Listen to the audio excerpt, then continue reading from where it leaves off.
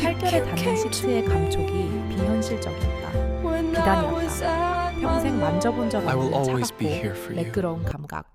내 손바닥과 무릎에 굳은 살이 그 위에서 사포처럼 느껴졌다. 등 뒤로는 통유리창이 서울의 야경을 거대한 병풍처럼 펼쳐 보이고 있었다. 수만 개의 불빛이 보석처럼 반짝였지만 그 어떤 것도 내 마음을 비추지는 못했다. 내 위에 있는 남자의 몸에서는 비싼 향수와 옅은 알코올 냄새가 났다. 그는 열정적이지 않았다. 그의 움직임은 정교하고 목적이 분명했으며 마치 값비싼 물건의 가치를 감정하는 감정사 같았다. 아름다운 야경과 최고급 호텔의 펜트하우스, 그리고 이 남자. 모든 것이 나와는 어울리지 않는 그림이었다. 나는 왜 이곳에 있는 걸까? 몇 시간 전까지만 해도 축축한 반지하 방의 곰팡이 냄새가 내 세상의 전부였는데 그의 차가운 눈과 마주쳤을 때 나는 기억을 더듬었다. 모든 것은 지독하게 내리던 비와 함께 시작되었다. 그날은 내 인생 최악의 날이었다. 아르바이트 월급을 받자마자 새어머니의 빚독촉 전화에 시달렸고 하루 종일 굶은 배를 쥐고 남자친구인 최민준의 자취방으로 향했다. 그는 내 유일한 도피처이자 구원이었다. 하지만 문을 열자 나를 맞이한 것은 낯선 여자의 하이힐과 역한 향수 냄새였다. 그리고 침실에서 들려오는 교성. 세상이 무너지는 소리를 나는 똑똑히 들었다. 민주는 뻔뻔했다. 그는 적당히 놀란 척하더니 이내 모든 것을 귀찮아하는 표정으로 옷을 주워 입었다. 그는 내게 이별을 통보했다. 솔직히 이제 지친다 혜연아. 내 빚, 내 가족, 너의 그 구질구질한 인생. 언제까지 내가 다 감당해야 하는데. 민준아, 나도 이제 내 살 길 찾아야지. 저기 저 여자 아버지가 중소기업 사장님이셔. 넌 나한테 뭘 해줄 수 있는데. 그의 말은 칼날이 되어 내 심장을 난도질했다. 3년간의 사랑은 그의 야망 앞에서 휴지 조각처럼 구겨졌다. 나는 아무 말도 못하고 돌아섰다. 비가 쏟아지기 시작했다. 우산도 없이 빗속을 걸었다. 눈물인지 빗물인지 모를 액체가 뺨을 타고 흘렀다. 나는 이제 정말 혼자였다. 아무것도 남지 않았다. 그때였다. 멍하니 걷다가 누군가와 세게 부딪혔다. 쨍그랑 하는 소리와 함께 바닥에 무언가 떨어져 박살 나는 소리가 들렸다. 아씨, 눈 똑바로 뜨고 다녀야지. 날카롭고 짜증 섞인 목소리. 고개를 들자 값비싼 수트를 입은 남자가 굳은 표정으로 나를 내려다보고 있었다. 그의 발치에는 최신형 스마트폰이 액정이 산산조각 난 채 놓여 있었다. 이거 어쩔 겁니까? 그가 물었다. 나는 대답할 수 없었다. 내 전 재산을 털어도 저 휴대폰 값을 물어줄 수 없다는 것을 알았다. 절망감이 온몸을 휘감았다. 나는 그 자리에 주저앉아 버렸다. 남자는 내 반응에 더욱 어이가 없다는 표정을 지었다. 그는 잠시 나를 빤히 쳐다보더니 깊은 한숨을 내쉬었다. 일단 일어나요. 여기서 이럴 게 아니라 이야기부터 합시다. 그는 나를 근처 카페로 끌고 갔다. 따뜻한 커피를 앞에 두고도 나는 온몸을 떨었다. 그는 내 맞은편에 앉아 팔짱을 낀 채 나를 분석하듯 쳐다보았다. 어지간히 엉망인가 보네. 그가 혼잣말처럼 중얼거렸다. 이름이 뭡니까? 신하은입니다. 신하은 씨. 그 휴대폰 내일 출시되는 모델이라 가격이 꽤 나갑니다. 어떡할 생각이죠? 나는 입술을 깨물었다. 죄송합니다. 제가 지금은 돈이 이래서 꼭 갚겠습니다. 그는 피식 웃었다. 그 웃음에는 경멸이 담겨 있었다. 당신 꼴을 보니 평생 일해도 못 갚을 것 같은데. 그의 말이 맞았다. 나는 고개를 숙였다. 그때 그가 상상도 못한 말을 꺼냈다. 내가 제안 하나 하죠. 나는 고개를 들었다. 그의 눈은 차가웠지만 이상하게도 진지했다. 결혼합시다. 나는 내 귀를 의심했다. 네. 못 알아들었어요. 나랑 결혼하라고. 계약, 결혼. 기간은 1년. 그 대가로 내가 당신 가족의 빚 전부 해결해주지. 그 박살난 휴대폰 값도 덤으로 쳐주고. 나는 멍하니 그를 바라보았다. 이 남자는 미친 게 틀림없었다. 왜 저 같은 사람이랑 내가 지금 집안에서 정해준 여자랑 결혼하게 생겼거든. 아주 피곤한 여자야. 그 결혼을 피하려면 다른 여자가 필요해. 내 통제에 있는 군말 없이 내 아내 역할을 해줄 인형. 그런데 마침 당신이 내 눈앞에 나타났네.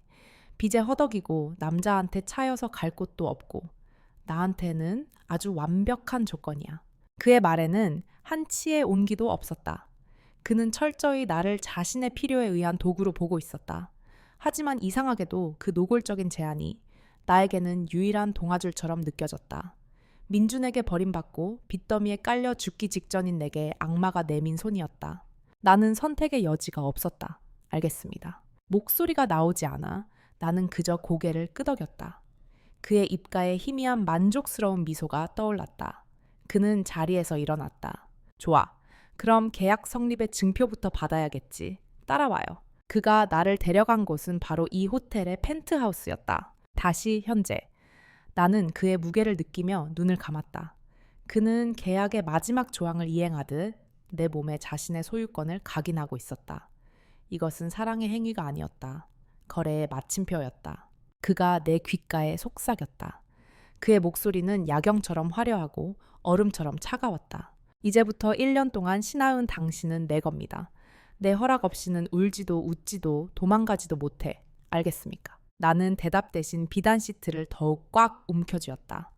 그렇게 나의 지옥 같던 하루는 또 다른 지옥의 시작으로 막을 내리고 있었다. 다음 날 아침 내 휴대폰이 미친 듯이 울렸다. 새어머니였다. 전화를 받자마자 귀가 찢어질 듯한 고성이 터져 나왔다. 신하은, 너 대체 무슨 짓을 하고 다니는 거야? 사채업자들이 전화해서 빚이 전부 해결됐다고. 이게 어떻게 된 일이니? 나는 아무 말 없이 전화를 끊었다. 권태여, 그는 약속을 지켰다. 하룻밤 사이에 내 목을 옥죄던 지긋지긋한 빚이 사라졌다. 자유로워졌어야 마땅했다. 하지만 내 마음은 텅 빈 것처럼 공허했다. 나는 내 몸을 팔아 자유를 산 것이었다. 이제 나는 그에게 속한 존재였다.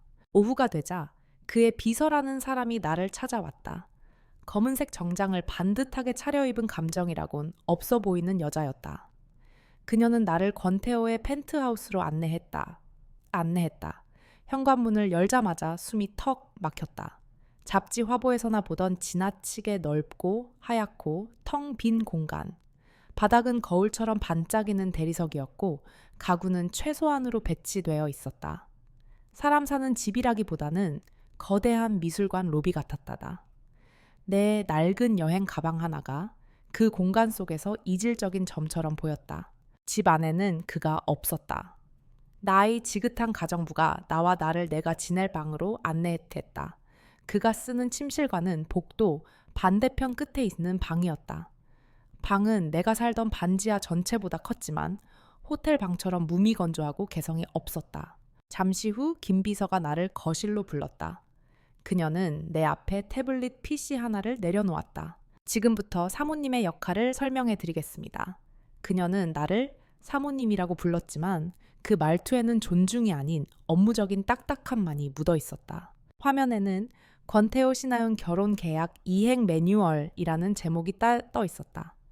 그 아래로는 빼곡하게 규칙들이 적혀 있었다. 공식 석상에서는 반드시 CEO님을 여보라고 칭할 것, 대외적으로는 오랜 연애 끝에 결혼한 것으로 알릴 것, 관련 스토리는 첨부 파일 참조, 개인적인 외출은 최소 48시간 전 김 비서에게 보고하고 허락을 받을 것, 지정된 브랜드의 의상과 액세서리만 착용할 것, 목록은 별도 제공. 가장 중요한 조항입니다. CEO님의 사적인 공간, 서재 침실에 허락 없이 출입하는 것을 금하며 감정적인 요구나 의존을 절대 금합니다. 나는 화면을 멍하니 바라보았다. 이것은 결혼 생활이 아니었다.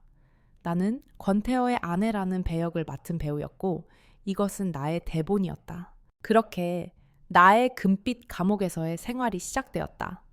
그는 아침 일찍 나갔고 자정이 다 되어서야 들어왔다. 우리는 한 집에 살았지만 마주치는 일은 거의 없었다. 그는 나를 투명인간처럼 대해했다. 어쩌다 마주치기라도 하면 그는 내 허름한 옷차림을 보고 미간을 찌푸리며 여긴 고물상이 아니야 라고 쏘아붙이곤 했다. 나는 이질감과 외로움 속에서 무언가라도 해야만 할 것 같았다. 어느 날 아침 나는 거대한 주방에서 직접 아침 식사를 준비했다. 그를 위해서라기보다는 나 자신을 위해. 하지만 내가 서투르게 계란 프라이를 붙이고 있을 때 가정부가 곤란한 표정으로 다가왔다. 사모님 식사는 셰프님께서 준비하십니다. 주방 일은 저희에게 맡겨주십시오. 나의 작은 시도는 그렇게 거절당했다. 이 집에서 내가 할 수 있는 일은 아무것도 없었다. 나는 그저 숨쉬는 가구, 값비싼 인형일 뿐이었다. 그러던 어느 날 밤 나는 악몽을 꾸었다. 꿈속에서 최민준이 나를 비웃고 있었고 새어머니는 내 머리채를 잡고 돈을 내놓으라며 소리치고 있었다. 구질구질한 인생, 쓸모없는 년. 그들의 목소리가 나를 늪처럼 끌어당겼다. 나는 흐느끼며 잠에서 깼다. 거대하고 적막한 방에 나 혼자였다. 서러움이 복받쳐 올랐다. 나는 값비싼 베개에 얼굴을 묻고 소리 죽여 울었다. 감정적인 의존을 금한다는 계약 조항이 떠올랐다.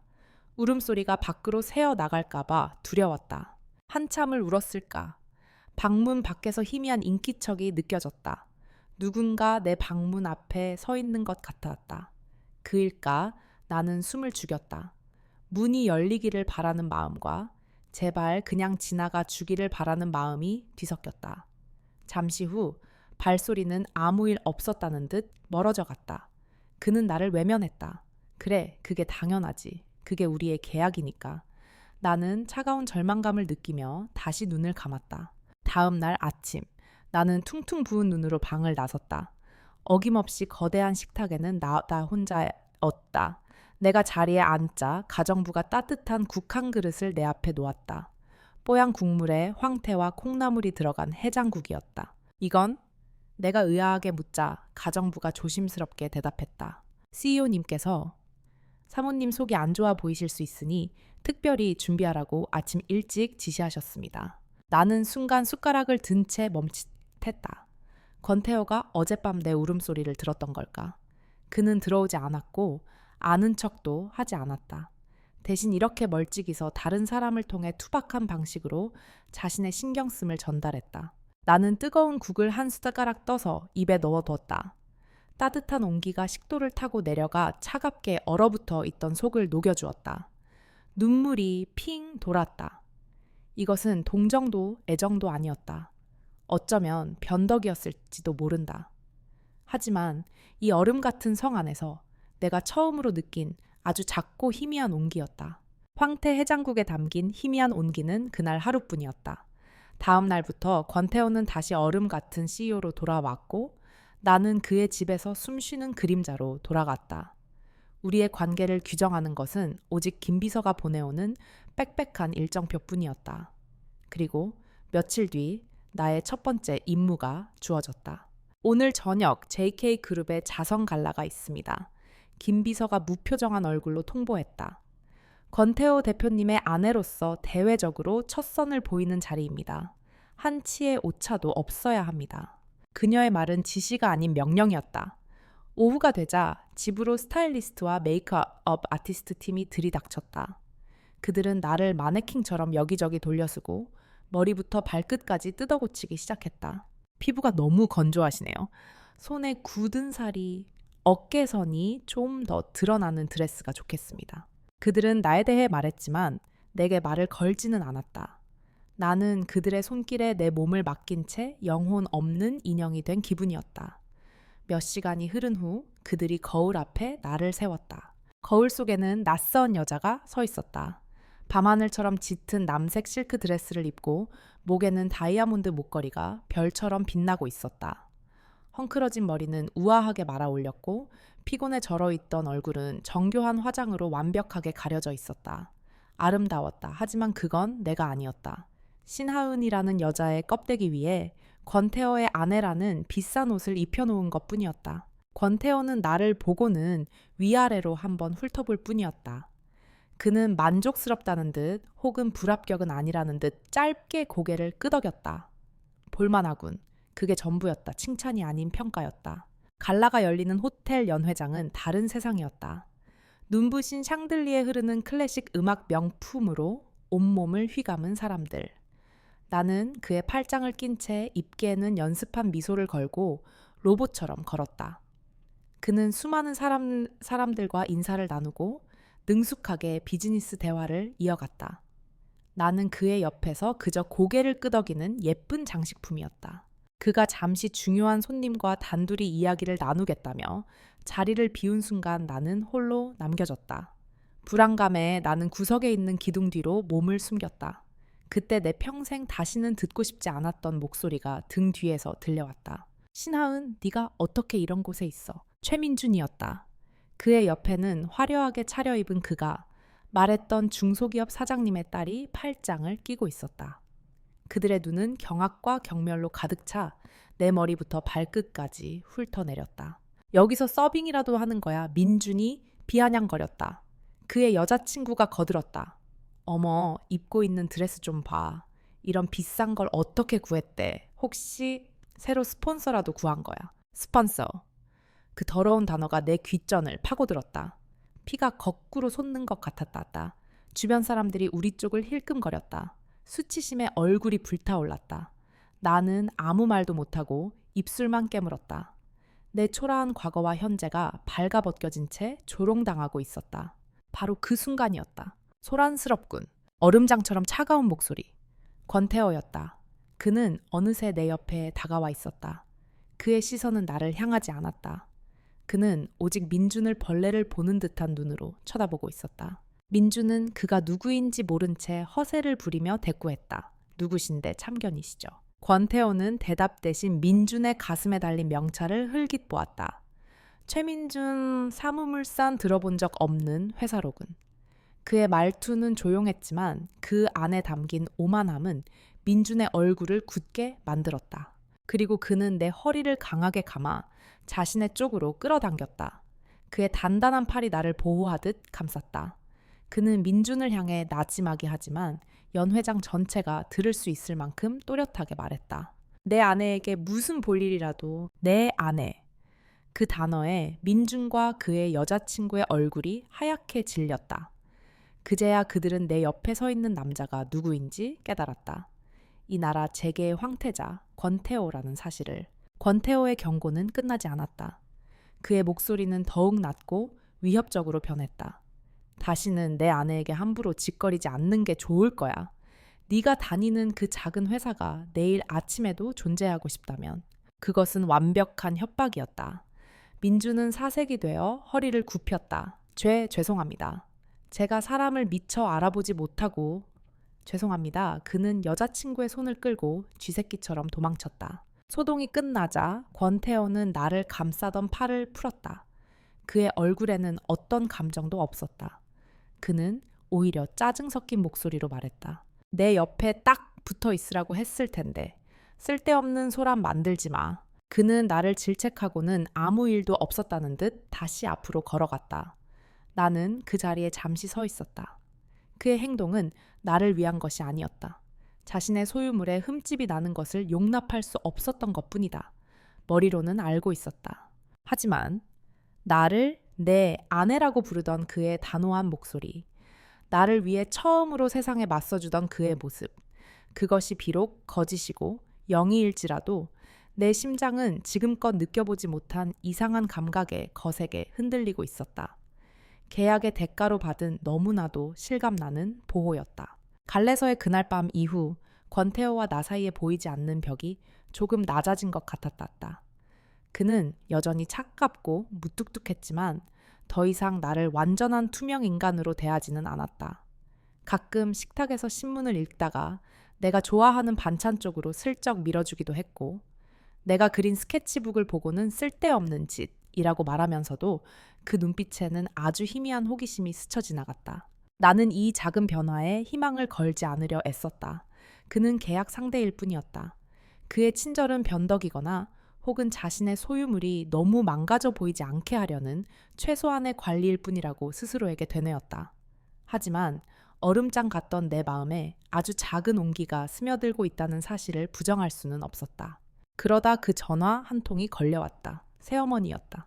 혜훈아, 나다 수화기 너머로 새어머니의 교활하고 끈적한 목소리가 들려왔다. 내 덕에 빚은 해결됐다만 사람이 어떻게 은혜를 그렇게 모르니. 내 오빠가 사업을 좀 해보겠다는데 돈이 조금 부족하단다. 네가 시집간 그 집은 돈이 썩어난다며 손가락 사이로 흐르는 돈 좀 보내다오. 나는 온몸의 피가 차갑게 식는 것을 느꼈다. 빚은 다 갚았잖아요. 이제 더는 이게 어디서 말대꾸야. 새어머니의 목소리가 날카로워졌다. 우리가 널 걷어주고 먹여주고 입혀준 은혜는 잊었어. 너 하나 잘 팔려서 우리 집안이 좀 피나 했더니 아주 남의 집 귀신이 다 됐구나. 이 쓸모없는 년, 쓸모없는 년. 그 말이 비수처럼 날아와 내 심장에 박혔다. 그렇다. 나는 언제나 쓸모 있는 존재여야만 했다. 그들의 빚을 갚기 위해, 그들의 허영심을 채워주기 위해. 그리고 이제는 권태호의 아내 역할을 하기 위해. 나는 한 번도 나 자신이었던 적이 없었다. 나는 그저 누군가의 필요에 의해 존재하는 도구일 뿐이었다. 전화를 끊고 나는 그 자리에 주저앉았다. 눈물이 나오지 않았다. 너무 깊이 절망하면 눈물조차 마르는 모양이었다. 나는 텅 빈 펜트하우스 거실 한가운데 차가운 대리석 바닥에 몸을 웅크렸다. 거대한 유리창 너머로 보이는 서울의 풍경은 여전히 화려했지만 내 세상은 다시 완벽한 흑백이 되어버렸다. 얼마나 지났을까? 현관문이 열리는 소리가 들렸다. 그가 평소보다 일찍 돌아온 것이다. 나는 그에게 이 비참한 모습을 보이고 싶지 않아 고개를 더욱 무릎에 파묻었다. 제발 그냥 지나쳐줘. 어젯밤처럼. 하지만 그의 발걸음은 내 앞에서 멈췄다. 나는 그가 여기서 뭐 하는 짓이야 라며 경멸할 것이라고 예상했다. 그러나 그는 아무 말도 하지 않았다. 잠시 후 그가 내 앞에 쭈그려 앉는 기척이 느껴졌다. 나는 고개를 들 수 없었다. 그때 그의 손이 언제나 차갑기만 하던 그의 손이 내 머리 위에 닿았다. 그리고는 아주 서툴고 어색하게 내 머리를 쓰다듬었다. 마치 길 잃은 강아지를 대하듯이. 그만 울어. 시끄러우니까. 그가 툭 내뱉듯 말했다. 하지만 이상하게도 그의 목소리에는 평소의 날카로움이 없었다. 그 어색한 손길과 무뚝뚝한 말투에 애써 눌러왔던 모든 감정이 터져 나왔다. 나는 결국 소리 내어 울기 시작했다. 그는 깊은 한숨을 쉬더니 나를 일으켜 품에 안았다. 딱딱하고 어색한 포옹이었다. 나는 그의 비싼 셔츠에 눈물과 콧물을 묻히며 한참을 울었다.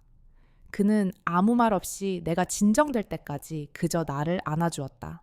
울음을 그쳤을 때 나는 exhausted and empty. 나는 그의 품에서 벗어나려 했지만 그가 나를 놓아주지 않았다. 나는 고개를 들어 그를 보았다. 그의 눈에는 짜증이나 경멸 대신 내가 지금껏 한 번도 본 적 없는 낯선 감정이 담겨 있었다. 그것은 혼란스러움 그리고 아주 희미한 연민이었다. 그가 천천히 고개를 숙여 내 눈물 젖은 눈꺼풀에 입을 맞췄다. 깃털처럼 가벼운 입맞춤이었다. 그리고 내 뺨으로, 턱으로, 마침내 입술로. 이것은 첫날 밤의 그 차가운 행위와는 완전히 달랐다. 그의 입술은 조심스러웠고 그의 손길은 내 반응을 살피듯 느렸다. 그는 나를 정복하려 하지 않았다. 그는 마치 깨지기 쉬운 무언가를 다루듯 나를 소중하게 어루만졌다. 나는 두려웠다. 이 다정함이 또 다른 거짓일까봐. 이 온기가 아침이 되면 사라져버릴 신기루일까봐. 내가 몸을 움츠리자 그의 움직임이 멈췄다. 그는 내 눈을 깊이 들여다보았다. 괜찮으냐고 묻는 듯했다. 나는 그의 눈 속에서 나를 향한 진솔한 염려를 보았다. 그 순간 나는 모든 것을 놓아버렸다. 나는 그의 목을 끌어안았다. 이 온기가 거짓이라도 좋았다. 하룻밤의 꿈이라도 좋았다. 지금 이 순간 나는 위로받고 싶었다. 사랑받고 싶었다. 그의 손길은 내 몸의 모든 상처를 알고 있는 것 같았다. 굳은 살이 박인 내 손가락을 하나하나 부드럽게 매만졌고 오랜 노동으로 희미하게 남은 등허리의 상처에 입을 맞췄다. 그는 내 몸을 욕망의 대상이 아닌 치유가 필요한 영혼의 그릇으로 대하고 있었다. 최민준의 손길은 언제나 이기적이었다. 권태호의 첫날 밤은 지배적이었다. 하지만 지금 그의 손길은 나를 위한 것이었다. 그는 내 작은 신음에도 귀를 기울였고 내 몸이 기쁨으로 떨릴 때까지 끈기 있게 나를 이끌었다. 오랜 시간 닫혀있던 내 몸이 그의 다정함 앞에서 서서히 깨어나는 것을 느꼈다. 쾌락이라는 감각을 나는 거의 잊고 살았다. 그것은 의무도 수치도 아니었다. 그것은 온전한 나의 것이었고 지금 나는 그 기쁨을 누리고 있었다. 나는 그가 주는 안전함 속에서 비로소 나 자신을 되찾고 있었다. 모든 것이 끝났을 때 우리는 말없이 서로를 안고 있었다. 그의 심장이 내 등 뒤에서 규칙적으로 뛰고 있었다. 나는 수치심이나 공허함 대신 깊은 평온함을 느꼈다. 오늘 밤 그는 나의 몸뿐만 아니라 나의 너덜너덜해진 마음까지 안아주었다. 얼음 같던 그의 성에 아주 작은 균열이 생겼다. 그리고 그 틈으로 한 줄기 따뜻한 빛이 새어 들어오고 있었다. 그 밤 이후 펜트하우스의 공기가 바뀌었다. 얼음장 같던 정적 대신 어색하지만 미묘한 온기가 감돌았다. 권태호는 여전히 무뚝뚝하고 제멋대로였지만 그의 시선은 더 이상 나를 통과하지 않고 내게 머물기 시작했다. 나는 아주 오랜만에 스케치북을 꺼내 들었다. 한때 내 전부였지만 먹고 사는 문제에 치여 까맣게 잊고 지냈던 꿈의 조각이었다. 내가 소파에 웅크리고 앉아 조용히 그림을 그리고 있을 때 그가 다가왔다. 그는 아무 말 없이 내 어깨 너머로 스케치북을 들여다보았다. 나는 창피해서 스케치북을 덮으려 했지만 그가 손으로 막았다. 그럭저럭 볼만은 하네. 그가 툭 내뱉듯 말했다. 그 말은 칭찬이라고 하기엔 너무나 무심했지만 쓸데없는 짓이라는 비난이 아니라는 사실만으로도 내 심장은 작게 뛰었다.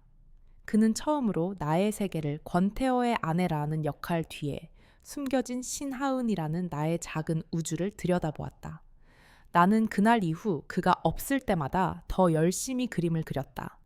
누군가 내 그림을 봐준다는 사실이 나를 다시 살게 하는 것 같았다. 위태롭고 조용한 평화. 그것이 깨지는 데는 오랜 시간이 걸리지 않았다. 어느 날 저녁 김 비서로부터 연락이 왔다. 회장님께서 저녁 식사에 두 분을 초대하셨습니다. 회장님, 권태호의 할아버지이자 JK그룹의 절대 군주. 권태호의 얼굴이 순간 굳어졌다. 내 할아버지는 보통 분이 아니야. 그가 차를 타고 본가로 향하는 내내 처음으로 경고했다. 무슨 일이 있어도 쓸데없는 말은 하지 말고 그냥 고개만 숙이고 있어. 그의 목소리에는 나를 향한 걱정이 희미하게 묻어 있었다. 회장님의 저택은 그의 펜트하우스와는 완전히 다른 세상이었다. 현대적인 미니멀리즘 대신 육중한 세월의 무게가 느껴지는 고가구와 오래된 그림들이 가득했다. 집 전체에서 권위적이고 압도적인 기운이 흘렀다. 그리고 그 중심에 권태호의 할아버지가 있었다. 그는 날카로운 눈빛으로 나를 훑어보았다. 마치 내 머리부터 발끝까지 가격을 매기는 듯한 시선이었다. 그는 내게 눈길 한번 제대로 주지 않고 권태호에게 말했다. 겨우 이런 애 때문에 그 좋은 혼처를 걷어찼단 말이냐. 저녁 식사는 가시방석이었다. 거대한 식탁 위에는 진수성찬이 차려져 있었지만 나는 모래를 씹는 기분이었다. 회장님은 식사 내내 나를 향한 모욕적인 질문들을 던졌다. 내 어미는 빚만 남기고 재혼을 했다 들었다. 근본 없는 집안이로구나. 미술을 했다고 그림은 한가한 귀부인들의 취미일 뿐 너 같은 아이의 밥벌이가 될 수는 없지. 나는 그의 말에 아무 대꾸도 하지 못하고 고개를 숙였다. 권태호가 경고한 대로였다. 내가 할 수 있는 것은 아무것도 없었다. 식사가 끝날 무렵 회장님은 결정타를 날렸다. 그는 지갑에서 수표책을 꺼내더니 내 앞에 보란듯이 던졌다. 똑똑한 아이 같은데 꿈은 있겠지. 작은 가게라도 하나 차리고 싶지 않으냐. 이 정도면 충분할 게다. 물론 이혼 서류에 도장을 찍은 후에 말이다. 그것은 완벽한 모욕이었다. 그는 나를 돈 몇 푼에 손에 넣을 수 있는 값싼 여자로 취급하고 있었다. 온몸의 피가 식는 것 같았다. 내 존재 자체가 부정당하는 기분이었다. 내가 어떤 반응도 보이기 전에 권태호가 움직였다. 그는 내 손 위로 자신의 손을 겹쳐 단단히 잡았다. 그리고는 지금껏 내가 본 적 없는 차갑고 단호한 목소리로 할아버지를 향해 말했다. 그만하시죠, 할아버지. 회장님의 눈썹이 꿈틀했다. 손자에게서 이런 반항을 겪어본 적이 없다는 표정이었다. 권태호는 자리에서 일어선 것도 아니었다. 그저 자리에 앉은 채 그러나 그 누구보다도 강한 어조로 말을 이었다. 이 사람은 제 아내입니다. 할아버지의 돈으로 살 수 있는 사람이 아닙니다. 그는 나를 이 사람이라고 칭했다. 계약서상의 아내가 아닌 하나의 인격체로. 그리고 저는 제 사람을 모욕하는 것은 누구라도 용납하지 않습니다. 그게 할아버지라 할지라도요. 제 사람, 그 단어가 내 심장에 깊이 파고들었다. 회장님의 얼굴이 분노로 굳어졌다. 하지만 권태호는 한치도 물러서지 않았다. 그는 할아버지의 냉혹하고 계산적인 눈빛 속에서 과거 자신의 모습을 보았을지도 모른다. 사람을 도구로 거래의 대상으로만 여기던 자신의 모습을. 결국 권태호가 먼저 자리에서 일어섰다. 그는 내 손을 잡고 일으켜 세웠다. 먼저 일어나 보겠습니다. 그는 더 이상 어떤 허락도 구하지 않았다. 그는 나를 데리고 그 숨 막히는 저택을 망설임 없이 걸어 나왔다. 펜트하우스로 돌아오는 차 안, 우리는 아무 말도 하지 않았다. 하지만 그 침묵은 더 이상 어색하지 않았다. 나는 그의 옆모습을 훔쳐보았다. 그는 여전히 화가 난 듯 굳은 표정이었지만 나를 잡은 그의 손은 놓아주지 않았다. 그는 나를 지켜주었다. 그의 제국을 뒤흔들 수 있는 가장 강력한 권력 앞에서 그는 나를 선택했다. 그것이 계약 때문인지 아니면 다른 무언가 때문인지는 알 수 없었다. 하지만 한 가지는 분명했다. 권태호라는 남자의 밴 얼음 같던 껍질에 아주 깊고 선명한 균열이 생겼다는 것을. 그리고 나는 그 균열 너머에 진짜 그를 사랑하게 될지도 모른다는 두려운 예감에 휩싸였다. 할아버지 댁에서 돌아온 이후 권태호는 눈에 띄게 변했다. 그의 말에는 여전히 가시가 돋쳐 있었지만 그 끝은 무뎌져 있었다. 그는 더 이상 나를 투명인간 취급하지 않았고 가끔은 서재에서 일하다 말고 거실로 나와 내가 그림 그리는 모습을 한참 동안 말없이 지켜보기도 했다. 그날도 그랬다. 내가 스케치북에 집중하고 있을 때 그가 다가와 내 옆에 찻잔을 하나 내려놓았다. 향긋한 캐모마일 차였다. 수면 부족은 피부의 적이야. 그는 퉁명스럽게 말했지만 그 안에는 서툰 배려가 담겨 있었다. 나는 그의 변화가 낯설면서도 한편으로는 설렜다. 감히 품어서는 안 될 희망이 독초처럼 내 마음속에서 자라나고 있었다. 이 남자를 내가 정말 사랑하게 될지도 모른다고. 그 위태로운 평화는 예고 없이 찾아온 불청객에 의해 산산조각 났다. 그날 오후 나는 펜트하우스에 혼자 있었다. 가정부가 조심스럽게 다가와 손님이 찾아왔다고 전했다. 이 세계에서 나를 찾아올 사람은 아무도 없었다. 의아해하며 현관으로 나갔을 때 나는 그곳에 서 있는 여자를 보고 숨을 멈췄다. 머리부터 발끝까지 최고급 명품으로 치장한 완벽한 미인이었다. 그녀의 얼굴에는 우아함과 오만함이 동시에 서려 있었다. 그녀는 나를 위아래로 훑어보았다. 그 시선은 마치 가치를 매길 수 없는 보석이 길가의 돌멩이를 쳐다보는 듯한 노골적인 경멸을 담고 있었다. 당신이 신하은 씨 여자가 먼저 입을 열었다. 소문보다 더 평범하네. 나는 그녀가 누구인지 직감할 수 있었다. 권태호의 원래 약혼녀, 저는 윤설아라고 해요. 그녀는 스스로를 소개하며 집 안으로 성큼 들어섰다. 마치 이곳이 자신의 집이라도 되는 것처럼. 그녀는 거실 중앙에 서서 집을 둘러보았다. 태호 씨 취향은 여전하네. 차갑고 텅 비고. 그녀는 소파에 우아하게 앉아 다리를 꼬았다. 그리고 나를 향해 모든 것을 꿰뚫어 본다는 듯한 미소를 지었다. 궁금해서 와봤어요. 대체 어떤 여자인지. 우리 태호 씨가 나 같은 여자를 버리고 선택한 여자가. 나는 아무 말도 할 수 없었다. 그녀의 존재 자체가 나를 위축시켰다. 그녀는 나와는 다른 세상의 사람이었다. 태어날 때부터 모든 것을 가진 자신감과 여유가 넘치는 사람. 나는 그녀 앞에서 초라한 생쥐 같았다. 내가 당신에 대해 좀 알아봤어요. 그녀가 말을 이었다. 그녀의 목소리는 비단처럼 부드러웠지만 그 안에는 칼날이 숨겨져 있었다. 빚더미에 앉은 가족 별 볼 일 없는 전 남자친구 꽤나 고생하며 살았더군요. 태호 씨를 만난 건 당신 인생 최고의 행운이었겠네. 그녀는 잠시 말을 끊고 내 얼굴에 떠오른 당혹감을 즐기는 듯했다. 그런데 혜윤 씨, 동화 속 이야기는 너무 믿지 않는 게 좋아요. 그녀가 몸을 앞으로 기울이며 속삭였다. 당신은 그냥 방패막이일 뿐이야. 할아버님의 성화에서 벗어나기 위한 임시 방편. 그 이상도 이하도 아니라고. 계약 기간이 끝나거나 혹은 태호 씨가 당신이라는 장난감에 실증이 나면 당신은 버려지게 될 거야. 장난감, 그 단어가 내 심장을 찔렀다. 착각하지 마요. 권태호 같은 남자가 당신 같은 여자를 사랑할 수 있을 것 같아. 그는 잠시 신데렐라 놀이에 빠진 것뿐이야. 하지만 왕자는 결국 공주에게 돌아오게 되어 있어. 나와 태호 씨는 같은 세상 사람이거든. 당신은 절대 이해할 수 없는 세상이지. 그녀의 모든 말은 비수가 되어 내게 날아와 박혔다. 내가 애써 외면하고 있던 하지만 내심 가장 두려워하고 있던 사실들이었다. 권태호가 보여준 작은 친절과 변화들. 할아버지 앞에서 나를 감싸주던 모습. 그 모든 것이 그녀의 말 한마디에 권력자의 변덕 혹은 장난감에 대한 소유욕으로 전락해버렸다. 윤설아는 만족스러운 미소를 지으며 자리에서 일어났다. 그럼 내 충고 잘 새겨들어요. 너무 깊이 빠지기 전에 스스로를 지키는 게 좋으세야.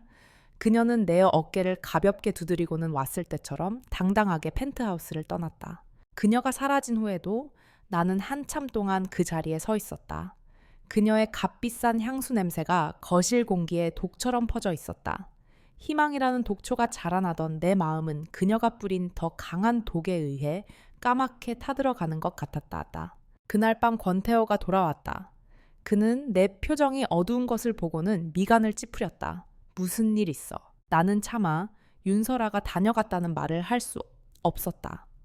그 말을 하는 순간 나는 그녀의 말처럼 질투에 눈이 먼 주제도 모르는 여자가 되어버릴 것만 같았다. 나는 아무것도 아니라며 고개를 저었다. 그날 밤 나는 내 방 침대에 누워 잠을 이룰 수 없었다. 그의 방과 내 방 사이의 거리가 그와 나의 세상의 거리만큼이나 아득하게 느껴졌다. 그가 보여준 온기는 정말 한순간의 신기루였을까. 윤설아가 다녀간 후 펜트하우스의 온기는 다시 싸늘하게 식었다. 그녀가 남기고 간 의심의 독은 내 마음속에 깊이 퍼져나갔다. 권태호가 보여주는 작은 친절 하나하나에 이건 진심일까 아니면 변덕일까 라는 질문을 던지게 되었다. 그와 나 사이에는 다시 보이지 않는 유리벽이 세워졌다. 그는 나의 침묵에 짜증을 냈지만 자존심 때문에 먼저 이유를 묻지는 않았다. 위태롭게 쌓아 올린 우리의 작은 성은 그렇게 다시 무너져 내리고 있었다. 폭풍은 가장 고요한 날에 찾아왔다. 그날 오후 김 비서에게서 다급한 연락이 왔다. 회장님께서 두 분을 즉시 본가로 모셔오라 하셨습니다. 그 목소리에는 평소와 다른 팽팽한 긴장감이 서려 있었다. 권태호 역시 사무실에서 급하게 불려왔다. 우리는 각자의 차를 타고 마치 사형장으로 끌려가는 죄수처럼 본가로 향했다. 불길한 예감이 심장을 무겁게 짓눌렀다. 이번에 우리가 안내된 곳은 식당이 아니었다. 회장님의 개인 서재였다. 육중한 원목 책상 뒤에 앉은 회장님의 얼굴은 분노로 이글거리고 있었다. 방 안의 공기는 너무나 무거워서 숨을 쉬기조차 힘들었다. 회장님은 아무 말 없이 책상 위에 있던 서류 봉투를 우리 앞으로 던졌다. 봉투에서 쏟아져 나온 것은 몇 장의 종이었다. 나는 그것을 보는 순간 온몸이 얼어붙었다. 우리의 결혼 계약서 사본이었다. 계약 기간 1년간은 갑의 대외적인 아내 역할을 충실히 이행한다. 같은 차가운 조항들이 선명하게 인쇄되어 있었다. 그 옆에는 권태호가 내 가족의 빚을 갚아준 이체 내역서가 놓여 있었다. 완벽한 증거, 윤설아의 지시였다. 이게 대체 무엇이냐? 회장님의 불호령이 서재를 울렸다. 그는 권태호를 잡아먹을 듯한 눈으로 쏘아보았다. 내 놈이 고작 이런 계집애 하나 때문에 가문을 우롱하고 나를 기만했단 말이냐? JK그룹의 미래가 걸린 혼사를 내팽개치고 이런 더러운 뒷거래를 해. 그의 분노는 고스란히 내게로 향했다. 그리고 너, 그의 경멸적인 시선이 나를 찔렀다. 내가 돈을 쥐어주며 깨끗하게 떨어져 나갈 기회를 주었을 때 받았어야지. 생각보다 더 탐욕스럽고 멍청한 연희로구나. 감히 이 집안의 안주인 자리를 넘봐 내년 같은 거머리가, 제오머리, 대우러운 뒷거래. 그의 모든 단어가 내 뺨을 후려치는 것 같았다. 나는 고개를 들 수 없었다. 내 존재 자체가 이 집안에 씻을 수 없는 오점이라는 사실을 뼈저리게 깨달았다. 나는 아무것도 아니었다. 회장님은 자리에서 일어섰다. 그의 그림자가 우리를 거대하게 덮었다. 그는 최종 선고를 내렸다. 먼저 권태호를 향해 말했다. 선택해라. 당장 이 더러운 연극을 끝내고 예정대로 윤설아와 결혼을 준비하거라. 만약 거절한다면 이 시간부로 너는 내 손자가 아니다. JK그룹의 후계자 자리에서 쫓겨날 것이며 네가 가진 모든 주식과 재산은 동결될 것이다. 넌 이 집에서 몸뚱이 하나만 가지고 알거지로 쫓겨나게 될 게다. 그리고 그는 잔인한 미소를 지으며 나를 보았다. 그리고 너 저 계집애, 만약 태호가 어리석게도 너를 선택한다면 내가 약속하지. 너와 내 그 한심한 가족들이 권씨 가문의 이름을 들은 나를 평생 후회하게 만들어주마.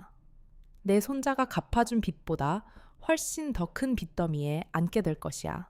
내가 너희들을 어떻게 짓밟아 버리는지 똑똑히 보게 될 게다. 그것은 단순한 협박이 아니었다. 그에게는 그럴 힘이 있었다. 나뿐만 아니라 내 가족의 인생까지 파멸시킬 수 있는 힘. 서재하는 숨 막히는 정적으로 가득 찼다. 나는 권태호를 쳐다볼 수 없었다. 그에게 제발 자신을 선택하라고, 나 같은 건 버리라고 말하고 싶었다. 이 모든 것은 나 때문에 시작된 일이었다. 하지만 목소리가 나오지 않았다. 나는 그저 떨고만 있었다. 권태호의 얼굴은 어떤 감정도 읽을 수 없는 가면처럼 굳어 있었다. 그는 분노에 찬 할아버지를 한 번, 그리고 공포에 질려 떨고 있는 나를 한 번 쳐다보았다. 그의 인생 전부가 걸린 선택이었다. 그가 평생을 바쳐 이룩하고 지켜온 제국과 왕좌, 그리고 그 반대편 저울 위에 놓인 계약으로 얽힌 가난하고 초라한 여자. 회장님의 마지막 말이 서재 안을 울렸다. 선택하거라. 나는 그가 나를 보지 않기를, 그의 시선이 나와 마주치지 않기를 필사적으로 바랐다. 회장님의 마지막 말이 서재 안을 무겁게 짓눌렀다. 선택하거라. 그 말은 내게 내려진 사형 선고와 같았다. 나는 숨을 참았다. 제발 그가 나를 보지 않기를. 그의 시선이 나와 마주치는 순간 나는 그의 인생을 망친 여자가 되어버릴 것이다. 나는 눈을 질끈 감았다. 그의 제국, 그의 왕좌를 지키라고, 나 같은 건 버리라고 마음속으로 소리쳤다. 길고 고통스러운 침묵이 흘렀다. 나는 그가 결국 할아버지를 선택할 것이라고, 그것이 이 세상의 당연한 이치라고 생각했다. 그런데 그 순간 내 떨리는 손 위로 따뜻하고 단단한 감촉이 느껴졌다. 권태호였다. 그가 내 손을 잡았다. 아주 굳게. 나는 놀라 눈을 떴다.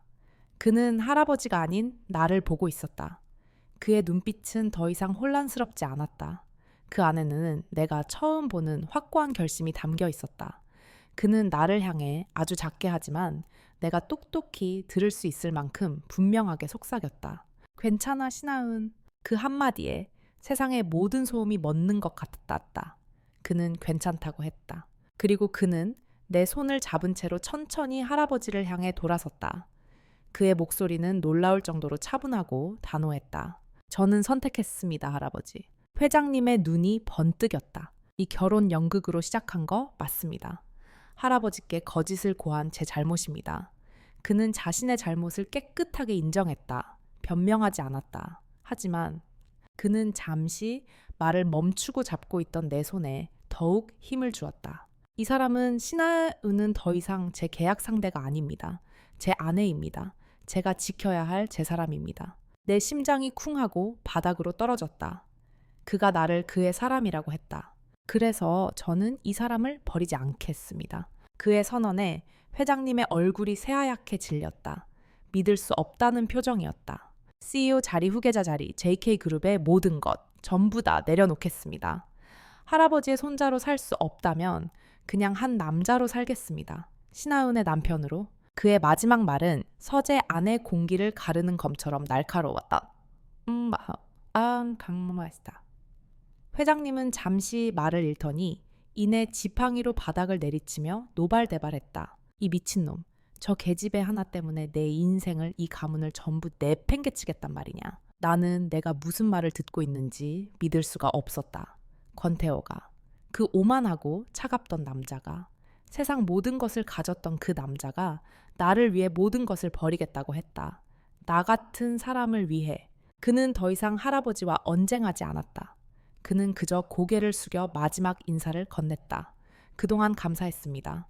그것은 완전한 끝을 의미했다. 그는 나를 이끌고 서재를 나왔다. 등 뒤에서 회장님의 고함 소리가 들려왔지만 그는 단 한 번도 뒤돌아보지 않았다. 우리는 그 거대하고 숨막히는 저택을 빠져나와 차가운 밤 공기 속으로 걸어 나왔다. 나는 여전히 꿈을 꾸는 기분이었다.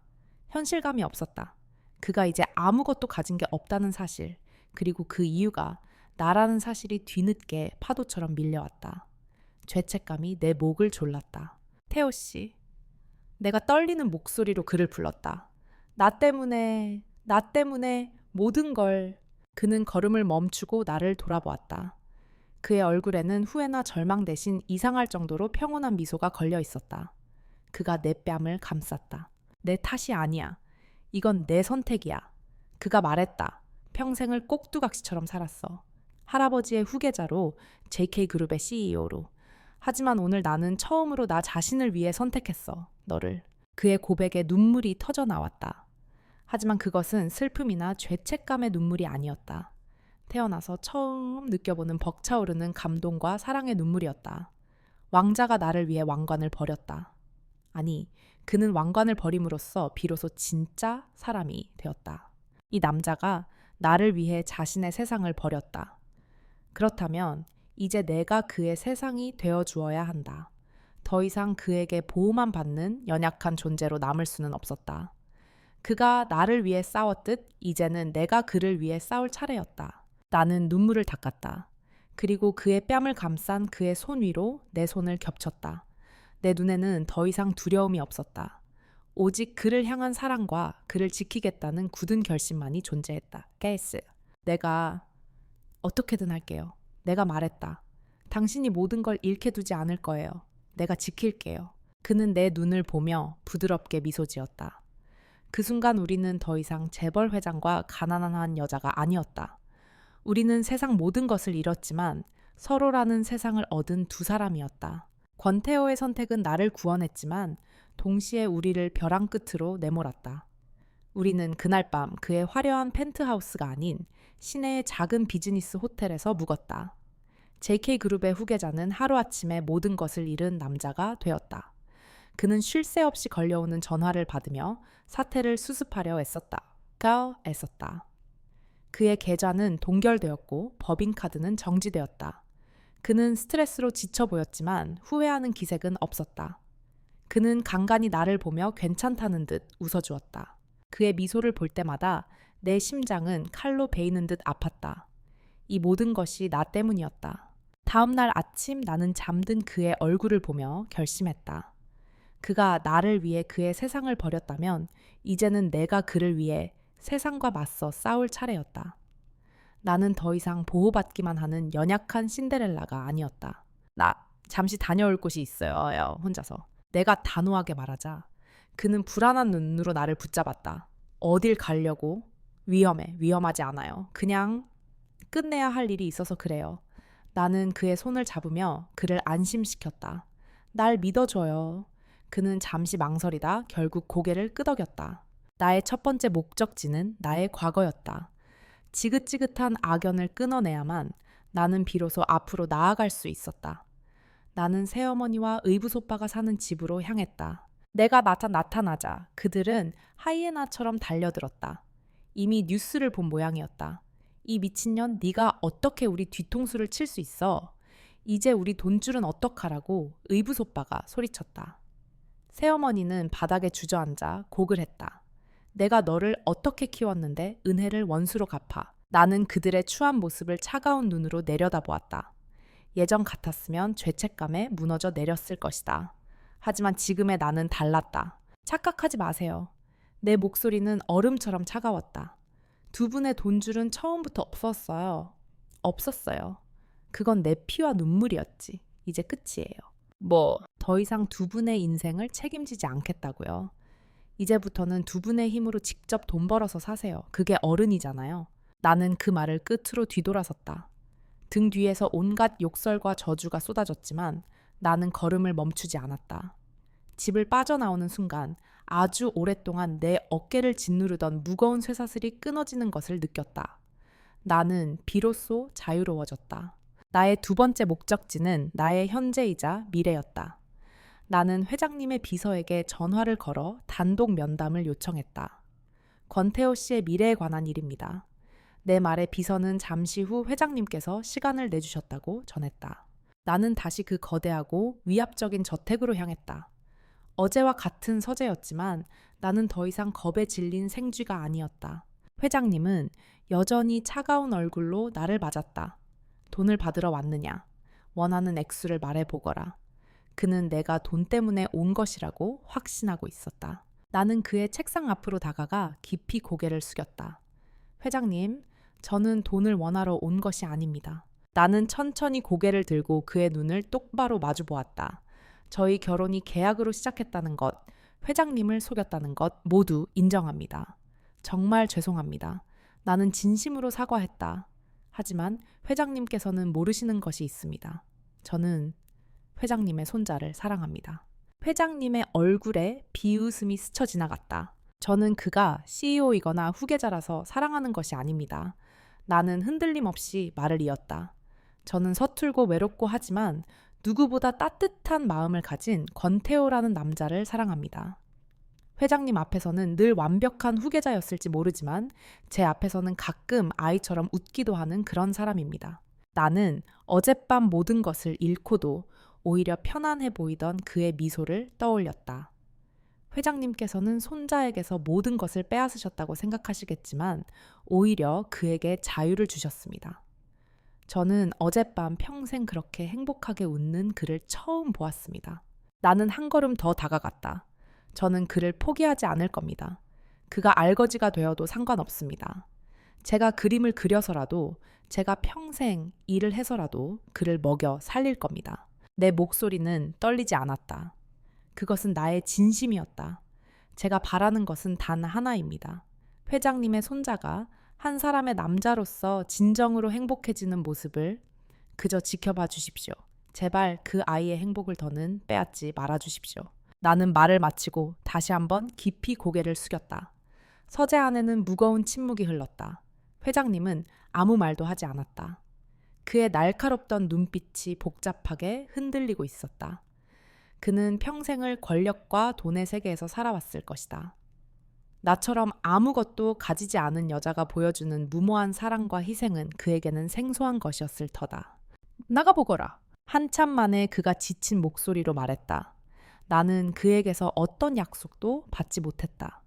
하지만 나는 내가 할 수 있는 모든 것을 했다. 나는 내 사랑을 위해 내 힘으로 싸웠다. 저택을 걸어 나오자 눈부신 햇살이 쏟아졌다. 나는 더 이상 왕자의 구원을 기다리는 신데렐라가 아니었다. 나는 내 발로 내 힘으로 직접 유리 구두를 찾아 신은 사람이었다. 어떤 미래가 기다리고 있든 나는 더 이상 두렵지 않았다. 내가 호텔로 돌아왔을 때 권태호는 초조하게 방 안을 서성이고 있었다. 내가 한 일을 모두 이야기하자 그는 말을 잃었다. 그는 경이로운 눈으로 나를 바라보았다. 그 눈 속에는 놀라움과 미안함과 그리고 지금껏 본 적 없는 깊은 사랑이 담겨 있었다. 바보같이. 왜 그런 위험한 짓을 했어? 그가 나를 끌어안으며 말했다. 그의 목소리는 떨리고 있었다. 당신이야말로 바보예요. 나는 그의 가슴에 얼굴을 묻으며 대답했다. 왜 나 때문에 모든 걸 버려요? 우리는 그날 앞으로의 계획을 세웠다. 그가 가진 작은 비상금으로 서울 외곽의 작은 월세방을 얻기로 했다. 그는 다른 회사에 이력서를 넣어보겠다고 했고 나는 내 그림을 온라인으로 팔아 생활비를 벌겠다고 했다. 이상하게도 모든 것을 잃은 우리의 미래 계획은 절망적이지 않았다. 오히려 희망으로 가득 찼다. 서로가 곁에 있다면 아무것도 두렵지 않았다. 결과는 다음 날 아주 조용한 방식으로 찾아왔다. 김 비서가 호텔로 찾아왔다. 그녀의 얼굴에는 더 이상 업무적인 딱딱함이 없었다. 그녀는 우리에게 깊이 고개를 숙이더니 서류 봉투 하나를 권태호에게 내밀었다. 봉투 안에는 그의 CEO직 복귀와 자산 동결 해제를 명하는 서류들이 들어있었다. 그리고 그 위에는 회장님의 굳센 필체로 쓰인 작은 메모지 한 장이 놓여 있었다. 이번 한 번뿐이다. 다시는 나를 실망시키지 마라. 그리고 일요일 저녁에는 내 아내를 데리고 집으로 들어오너라. 이번에는 제대로. 그것은 회장님의 방식대로 표현한 서툰 용서이자 인정이었다. 권태호는 서류를 든 채 잠시 말이 없더니 이내 나를 보고 활짝 웃었다. 내가 처음 보는 모든 것을 내려놓은 소년 같은 미소였다. 우리는 이겼다. 우리의 사랑이 이겼다. 몇 달이 흘렀다. 우리는 펜트하우스로 돌아왔지만 그곳은 더 이상 차가운 유리성이 아니었다. 거실 벽에는 내가 그린 따뜻한 색감의 그림들이 걸렸고 서재 한쪽에는 나의 작은 작업 공간이 생겼다. 주방에서는 이제 값비싼 셰프의 요리 대신 내가 끓인 구수한 된장찌개 냄새가 났다. 집은 비로소 사람 사는 온기로 가득 찼다. 권태호는 변했다. 그는 여전히 유능하고 카리스마 있는 CEO였지만 이제 그의 결정에는 사람에 대한 따뜻한 이해가 묻어났다. 그는 칼퇴근을 하고 집으로 돌아와 내 작업실에 들러 내 그림에 대해 묻는 것을 가장 큰 즐거움으로 여겼다. 나 역시 변했다. 나는 더 이상 그의 부속품이 아니었다. 나는 화가 신하은으로서 작은 전시회를 열었고 그의 옆에서 당당하게 내 이름으로 사람들을 만났다. 그날 밤 우리는 와인을 마시며 우리의 첫 만남을 이야기했다. 빗속에서의 최악의 하루, 그리고 그가 내민 터무니없는 계약. 솔직히 말해봐요. 그때 내 모습 진짜 한심했죠. 내가 짓궂게 물었다. 그가 웃으며 내 코에 묻은 물감을 닦아주었다. 한심했지. 그런데 이상하게 눈을 뗄 수가 없었어. 세상 모든 걸 다 잃은 것 같은 얼굴로 그런데도 부서지지 않으려고 버티는 모습이. 그때부터였나 봐. 당신이라는 사람에게 내 전부를 걸고 싶어진 게. 그의 고백에 나는 그의 목을 끌어안고 입을 맞췄다. 그날 밤에 우리는 서로를 탐색하거나 상처를 치유할 필요가 없었다. 우리의 사랑은 이제 온전했다. 우리는 서로의 눈을 보며 웃었고 서로의 이름을 불렀고 서로의 미래를 약속했다. 그것은 두 개의 영혼이 하나가 되는 완벽한 축복이자 축제였다. 늦은 밤, 나는 잠든 그의 옆에 누워 그의 얼굴을 바라보았다. 밖에서는 여전히 비가 내리고 있었다. 내 인생을 바꿨던 그날처럼. 사람들은 나를 신데렐라라고 불렀다. 가난한 여자가 왕자님을 만나 인생이 바뀌었다고. 하지만 그들은 틀렸다. 왕자님이 나를 구해준 것이 아니었다. 그의 사랑은 내가 나 스스로를 구할 수 있는 용기를 주었을 뿐이다. 나는 내 발로 가족이라는 굴레를 끊어냈고 세상의 편견과 맞서 싸웠으며 내 사랑을 지켜냈다. 행복은 왕자님이 신겨주는 유리 구두가 아니었다. 행복은 있는 그대로의 나를 알아봐주는 사람의 손을 잡고 내 두 발로 직접 나의 길을 걸어나갈 용기를 찾는 것이었다. 나는 잠든 그의 이마에 조용히 입을 맞췄다. 우리의 동화는 이제 막 시작되었다.